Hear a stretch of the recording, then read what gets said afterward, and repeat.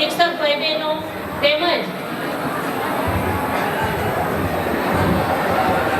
હાલો અત્રે ઉપસ્થિત આમંત્રિત મહેમાનો, માનનીય પ્રિન્સિપાલ શ્રી, શિક્ષક ભાઈ બહેનો તેમજ વાલા બાળકોને વિભા પટના જય શ્રી કૃષ્ણ, જય સ્વામિનારાયણ। આજે આપણે 10th બાળકોની વિદાયની સાથે સાથે જ આ સંસ્થાના ધ્રુવલતા મેડમ તેમજ રાજેશ સરની પણ વિદાય આપવા જઈ રહ્યા છે। ત્યારે હું એટલું જ કહીશ કે ફક્ત આ 3 જ અક્ષરનો વિદાય શબ્દ ખરેખર આપણા માટે ખૂબ જ અઘરો છે। એ ચાહે દીકરીની વિદાય હોય, કાં તો દીકરો વિદેશ જતો હોય, અથવા તો આપણો નોકરી અર્થે જ્યારે ઘરથી દૂર જતો હોય ત્યારે, અને કોઈ પણ કર્મચારી જ્યારે એક જ સંસ્થામાં 30-31 વર્ષ સુધી કાર્ય કરી અને જ્યારે તેમની વિદાય આપવામાં આવે છે, અને તેવી જ રીતે આ બાળકો પણ જ્યારે કેજીથી લઈને 10th કે 12th સુધી અભ્યાસ કરીને જ્યારે તેમનો વિદાય સમારંભ રાખવામાં આવે છે ત્યારે ખરેખર બધાના જ હૃદય ભરાઈ આવે છે। હવે હું રાજેશ સરના ફેમિલી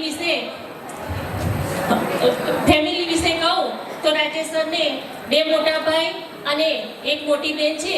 તેઓ 4 ભાઈ બહેન છે। તેમના 2 ભાઈ અને બેન અત્રે ઉપસ્થિત છે।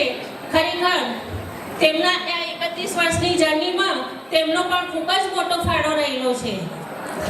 મારે સંતાનમાં 1 દીકરો સૌરભ અને પુત્રવધુ પ્રીના ભટ્ટ, અત્રે 8 વર્ષથી તેઓ કેનેડા સ્થાયી છે। તેમને પણ આ ડેડીના ફેરવેલમાં આવવાની ઘણી જ ઈચ્છા હતી, પરંતુ અનિવાર્ય સંજોગોને લીધે તેઓ આવી શક્યા નથી।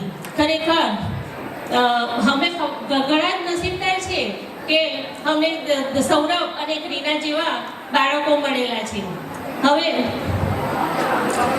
રાજેશ સરના કાર્ય વિશે, રાજેશ સરના સ્વભાવ વિશે કહીએ તો ખરેખર રાજેશ સર ખૂબ જ લાગણીશીલ, મિલનસાર સ્વભાવના અને ખૂબ જ મહેનતુ છે।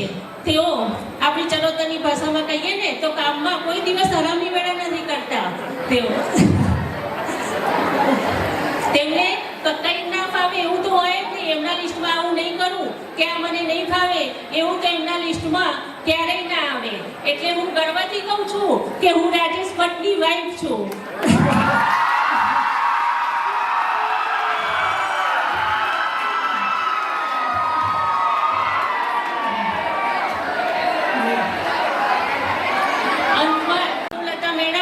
અને રાજેશ સરનું બંનેની રિટાયર્ડ લાઈફ ખૂબ જ સારી રહે અને બંનેનું ખૂબ જ આરોગ્ય સારું રહે।